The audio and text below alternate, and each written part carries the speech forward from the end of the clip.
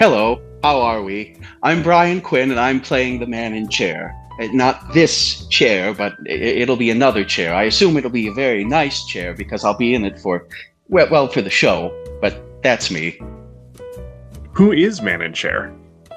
Well, the man in chair is the whole reason why the show's happening. He's the one who's narrating everything that's happening. I'm putting on a man in chair puts on a record and then describes this wonderful old musical from the 20s that's just wacky and fun and gay, and well, it meant a different thing back then, and it's just a fun little romp, and it's his way of working through a period of feeling fairly blue with all of you in the audience too. And narrators are things that I've been doing my whole life. For some reason I keep winding up being the narrator, so it's a great little fit.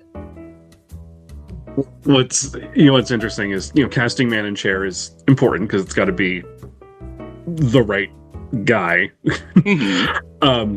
And I know Alan and I toyed with, well, what if one of us did it? Mm-hmm. Well, because I think the three of us are man in chair. Sort of, yeah. We all have this. Let me tell you about this obscure show that no one knows, but I love, and here's why I love it, and here are all the things that are great about it. We're going to ignore these bad things, but I really love these things. I think the three of us, I think we have those conversations amongst ourselves. Mm-hmm. Oh, quite a lot. You two can go off to a great length about anything as well, but I'm the only one who looked good in a cardigan, and it does well sitting in a chair. This part basically was written for you. They didn't know you, but no. Somewhere in the back of their brain they said, in 20 plus years, Bryan Quinn is going to play this part, and it's not really going to be acting. So before we asked you to do the show, did you know the piece? Did you ever see it, be involved in it anyway? So before I was in this production of The Drowsy Chaperone, my history with it previously had been, I had known about it just after I was in school. Now, you have to understand that when I was in school, you see, I thought popular musicals were awful. I also, when I was younger, thought, well, if a lot of people like it, it can't be that good, so I just probably won't do it if it's popular. And just after I graduated is when Drowsy Chaperone came to Los Angeles and then to Broadway, and I thought, well, everybody seems really enthused about it. All my friends who were undergrads were just raving about it and singing the songs from it, and I thought, well, I think I'll give it a miss. And then 20 years later, I found, I guess actually I probably would have enjoyed it a little bit. So this is not your first time working with Brief Cameo. You've flown out here before. That's correct. What have you done with us before, and what's your history with the company? So in January of 2023, Brief Cameo did Sunday in the Park with George. And in the fall, Alan had come to me and asked, well, what are you doing in January? And I said, well, not much. And he said, good, you're cast. That's been my strongest attribute as an actor. I was available. And so I was Franz and Dennis in Sunday in the Park with George. And it was a wonderful time, except for the flights being, that was when Southwest was having all that trouble. So we took the train out, which for me was even better. Well, and also too, it was a pretty good show and a pretty good time. I thought it was a wonderful experience on stage. I loved working with all my castmates and all the technical staff and everybody else at Ivoryton, and thought, well, I'm not doing anything else right now this winter, so may as well do something. Why did you say yes to doing man in chair? Well, I said yes to doing man in chair because I just liked the part. I like that kind of character.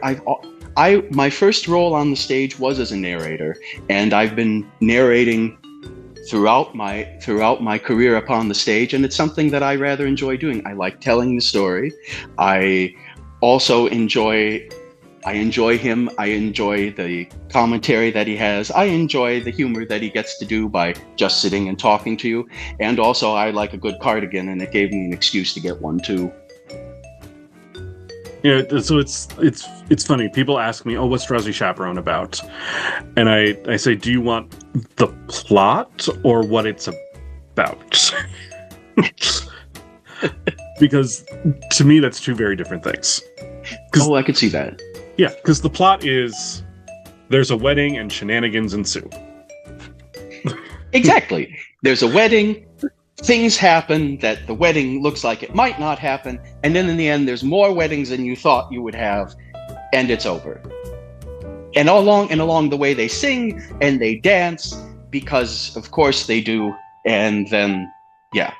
But yeah, because as far what else would you want to do but sing and dance at a wedding? Well, that's right. That's what you do. But to me, what it's about is how we interact with pieces of art that we love, but also have to grapple with the fact that maybe there are some parts of it that aren't great, but we love this thing so much, and I'm going to defend it to you to the death. Why do we do that? How do we do that? I do appreciate that about it. That it's also a play about, well, isn't there something still beneficial from it, that if you can get rid of some of these parts that are just a little bit baggage from their time, is there anything left that's good underneath? What are you looking forward to most about doing Drowsy Chaperone with us? Well, what I'm looking forward to in doing Drowsy Chaperone, first of all, is getting to see everyone, or quite a lot of people again, getting to be out in Ivoryton and see the town, walk around the village, get up in the meeting house and tread the carpet on the boards under the carpet, and get up and perform with a group that I enjoy so much spending time with.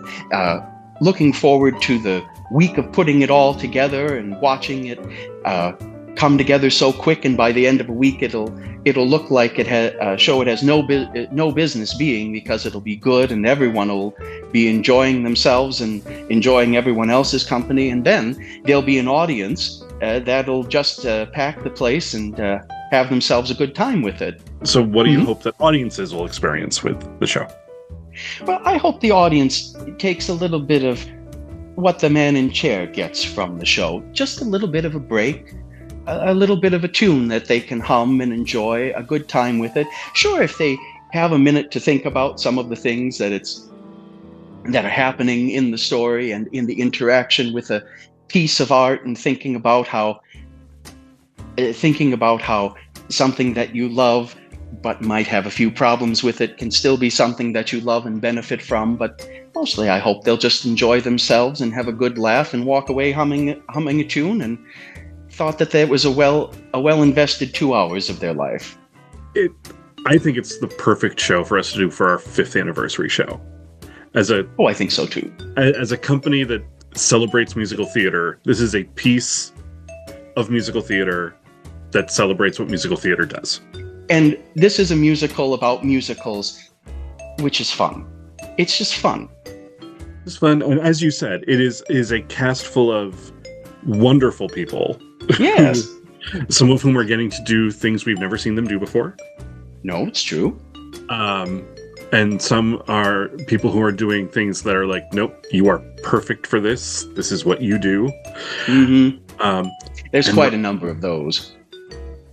Well, just as one more thing to add about working with Brief Cameo, it's always something I look forward to when I can. When there's a show that I'm in, I look forward to it. When it's a show I get to be hearing about, I'm looking forward to hearing about how that's going to go, because it's such a wonderful experience for everyone producing it, that I hope that it's an equally wonderful time for everyone who gets to come and see it and gets to be marveled and wowed for a little bit that, well, yes, we did just do this all in a week and we are going home tomorrow, but tonight it's going to be quite a night and quite a production for you. I always have such a great time with that, and I really look forward to that whenever they come up.